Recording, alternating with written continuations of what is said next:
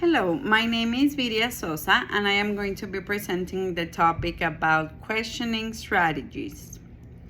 First, I'm going to talk about the purpose of asking questions. There are different purposes for asking questions. We have assess, focus attention, guide thinking, follow up on students' responses, and facilitate participation. The first one is assessment. These questions are going to help us to know if our students are understanding the concept and how we can help them, or how do we need to modify our lesson plan so they can understand better the topic. Then we have focus attention. These questions are going to help us to guide our students to the subject that we're talking about and not into others.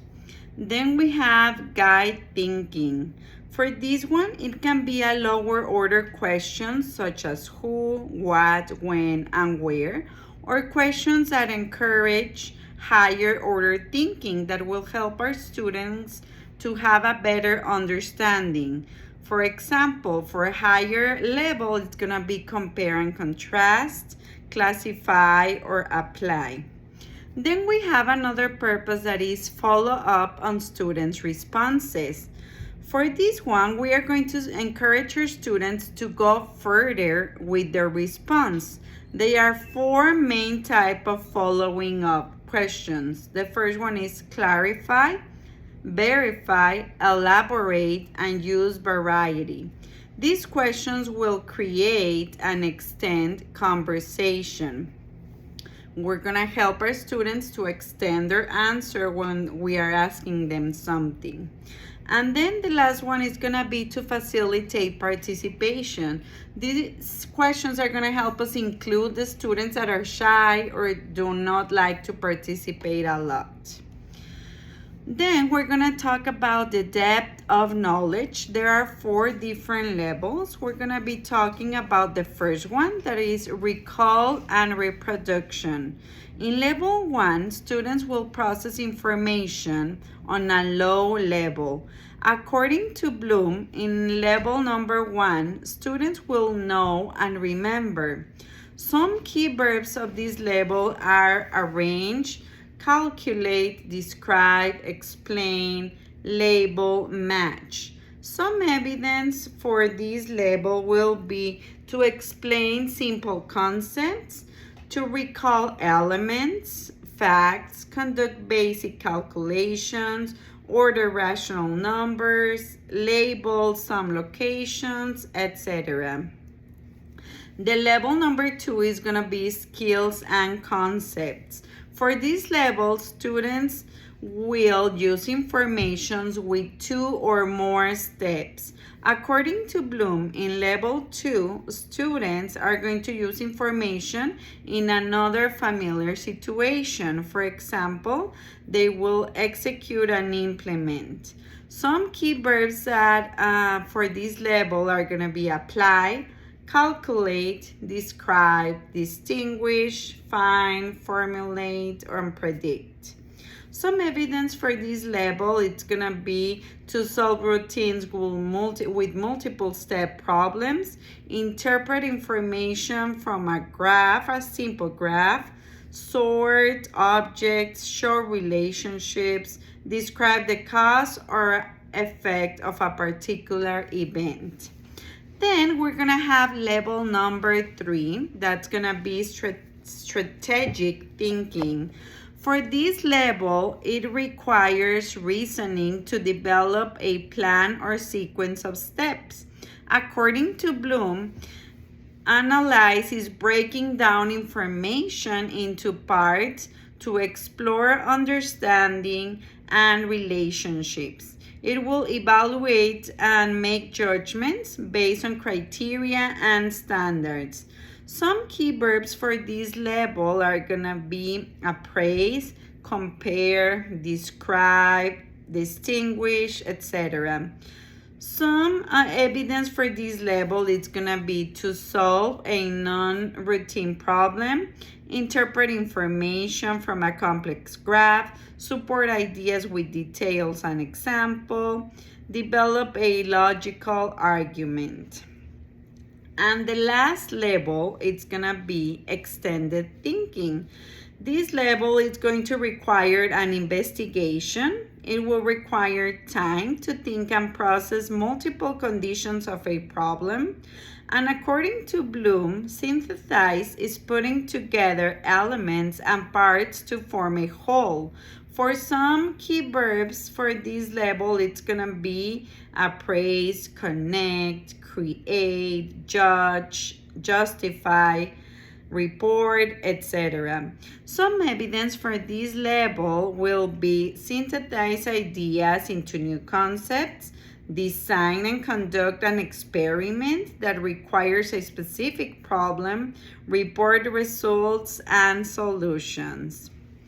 Now, I am going to talk about the pre-assessment questions.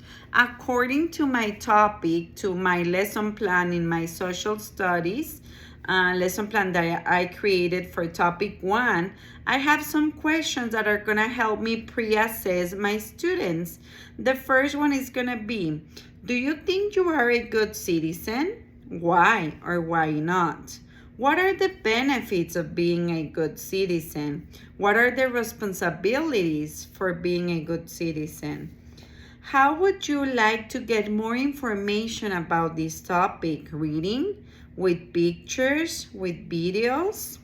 These questions are going to help us to gather information about students' knowledge, their interests, their learning styles. We can make quizzes, we can prepare class questionnaires, we can brainstorm or build concept maps for these pre-assessments. Then we have the formative assessment questions. The questions for my topic, how to be a good citizen, I am going to present some statements to my students and they will have to tell me if they agree or disagree with for that statement. For example, the first one, I do have responsibility to my school and community. Agree or disagree? I do not have responsibility to my community and nation. Agree or disagree? My only responsibility is to myself. Agree or disagree? I will help needy people to be a good citizen. Agree or disagree? Then another part of this formative assessment, students will write a short reflection on how to be a good citizen. Formative assessment will help us to identify the gaps, to give feedback to our students, and to identify the learning progression, and if our students are engaged in the topic. Then we have the summative assessment, how to be a good citizen. For the summative assessment, my students will be working together in teams to create a poster about a good citizen. I will provide my students a rubric to make sure their poster is complete. We have different criteria in the rubric, for example, content, clarity, and creativity.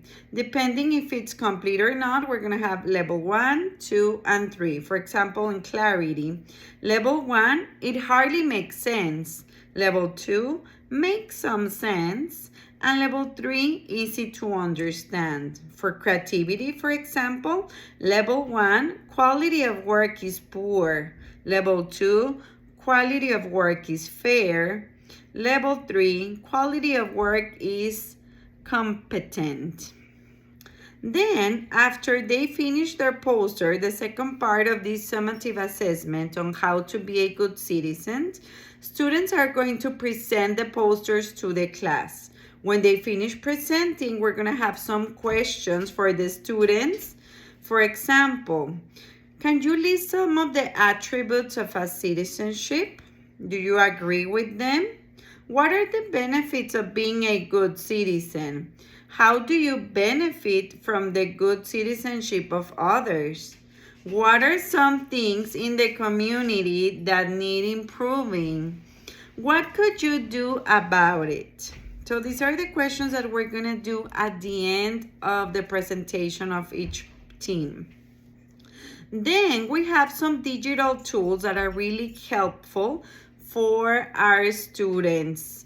We have Kahoot, and we have quizzes. These digital tools will help our students to recognize the difference between productive and non-productive questions. These tools will support our students to generate their own productive questions. They are really good tools that I have used before with my students. They are very interactive, and students like to participate and be engaged in these questions and activity. Thank you very much for your attention. I hope you enjoyed this presentation. Have a good day. Bye.